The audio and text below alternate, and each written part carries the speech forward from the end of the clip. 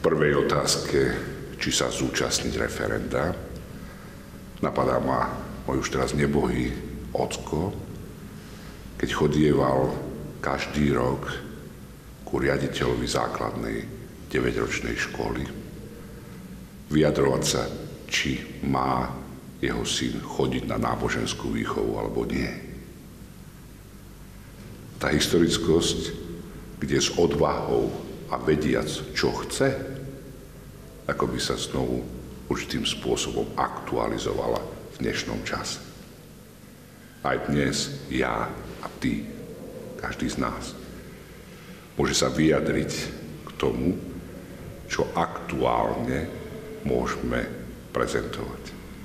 A to je, či sme v referende správne pochopili, čo odpovedať a za čo bojovať. A preto na prvú otázku určite poviem a pozývam všetkých nás, aby sme boli účastní. Čo sa týka samotného referenda, ono nie je namierené proti žiadnym konkrétnym skupinám osôb. Nie je namierené proti rovnosti muža a ženy. Už vôbec nie je proti nejakej výchove detí. Naopak. Aj tie otázky, aj celé referendum otvárajú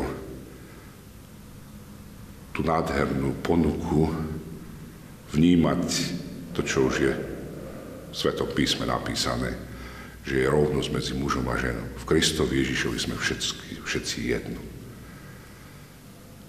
Cez tieto odpovede nie sme ani proti žiadnej skupine ľudí.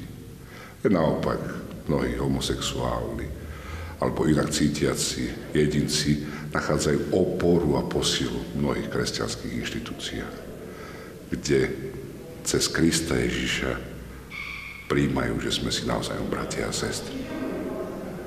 A takisto